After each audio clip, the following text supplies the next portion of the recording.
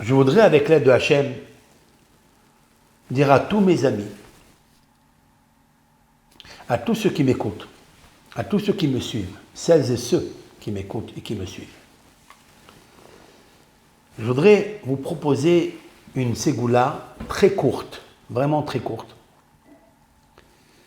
Mais je vous demande de la partager. Comment un hatan, il peut trouver vraiment sa kala? Quand on dit le mot vraiment, ça veut dire pas la kala que l'autre a perdue, mais la kala que lui il cherche, celle que lui il a perdue. C'est de prendre le Tehillim, voilà le Tehillim, ici, et de lire le psaume 19. Le psaume 19 révèle quelque chose de merveilleux. Je parle ici aux hatanim, aux garçons, pour se débloquer, pour se décoincer. Voici ce qu'il faut faire. Il faut lire le psaume, le comprendre. Le psaume, il parle de quoi? C'est un psaume que nous lisons tous les Shabbat, pour ceux qui viennent tôt à la synagogue. L'Amnaseah Mizmor et David. C'est un cantique de David. Hashamayim Mesaprim Kevod El. Les cieux racontent la gloire de Dieu. Maaseh Adav Magid Arakiya. Et les œuvres de ses mains racontent le firmament céleste, etc. Après, il est marqué dans le verset Vav 6. Vehu ki hatan yotse mehupato. Si quelqu'un, il loue l'Éternel dans sa grandeur, il est le créateur des cieux, la terre raconte ses œuvres, alors il sera un hatan, yotse mehupato, qui sortira de la hupa. Sûr et certain. On va aller en profondeur. Et puis, jusqu'au verset 8, c'est-à-dire 7 versets, nous racontent la matérialité de ce monde qui est le chiffre 7. Voilà, tout court. Verset 8, Torah Adonai temima mishivat nafesh. La Torah de Hachem, elle est intègre, elle repose, elle apaise l'homme dans son âme. Edut Hachem ne'emana. Le témoignage de Dieu est fidèle. Mahkimat, c'est la Torah. Mahkimat peti. Elle rend intelligent. Peti, c'est le sceau. Pegoudé Hachem yesharim samhelev. Les lois et les statuts de Hachem sont droits et ils réjouissent le cœur. Mitzvat Hachem bara me'erat enayim.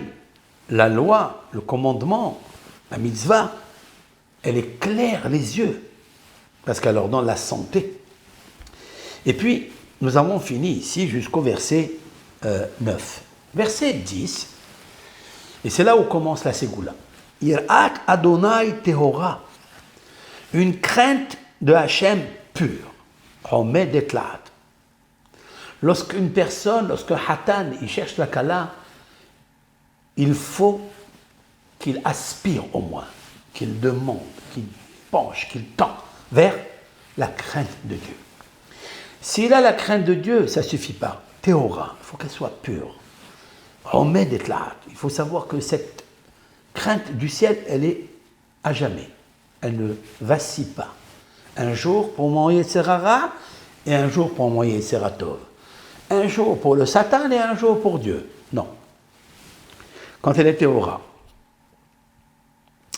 Et puis, Mishpete Hachem Emet, les lois de Hachem sont véridiques, Tzadku Yahdav.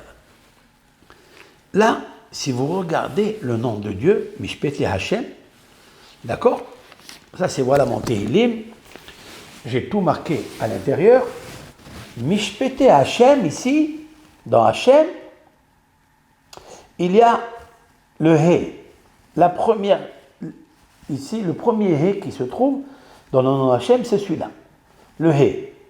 Le He, c'est en fait la Shekhina. La Shekhina qui est la Bina, qui est l'intuition de Dieu. La lumière de Dieu. Si vous comptez à partir de ce He, vous comptez 56 lettres, vous trouverez le Chaf dans Avdecha. Gam, le passouk, le verset 12, Gam Avdecha, et aussi ton serviteur. Donc c'est toi, le Hatan. C'est toi. Parce que tu as dit la Torah, elle est magnifique, Dieu, il est exceptionnel dans sa création, dans la science de la Torah. Tu as dit ça, oui, qu'elle est intègre. Alors tu dois devenir son serviteur. Tu dois le servir. Gam Abdecha, ici, c'est le Chaf. Vous avez vu? Vous comptez après 56 lettres et vous trouverez ici, Al, dans le Lamed. Et vous comptez encore 56 lettres et vous trouverez dans Amonai, c'est-à-dire le verset qui dit « Les paroles de ma bouche et la droiture de mon cœur, l'Efanecha Hashem, devant toi Hashem ». Ça veut dire quand tu demandes quelque chose, tu demandes la Kala, il faut la demander avec beaucoup d'intelligence et de droiture. Une Kala, pas 50, une. Et là tu arriveras à Hashem, encore une fois, en haut il a commencé avec la lettre He, et quand il finit avec la lettre He, par des séquences de 56 lettres, il trouve le He. Donc, je récapitule. He, Kraf, Lamed, He, Ha, Kala. Vous avez vu? Ha, Kala. C'est-à-dire la fiancée. Pourquoi 56 sauts, séquences? Pourquoi? Parce qu'en fait, le chiffre 56 veut dire la Shem. Retenez ça. La neshama d'un juif, c'est de revenir à Hachem, la Hachem, pour Hachem. Ton mariage, ta kala que tu cherches, c'est pour le Créateur. C'est pour celui qui t'a donné la Torah, la sagesse. C'est celui que tu dois faire descendre dans ta maison.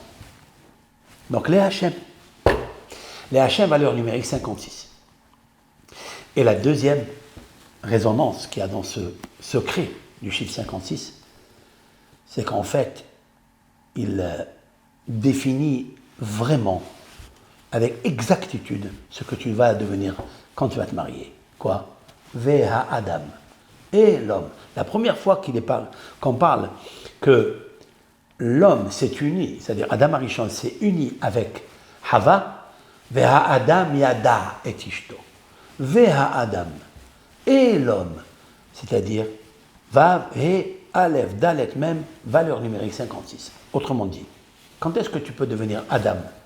C'est quand tu vas prendre la Kala, mais tu as ajouté un Vav et un He. Le Vav et le He, c'est en fait, le Vav c'est toi, c'est le Hatan.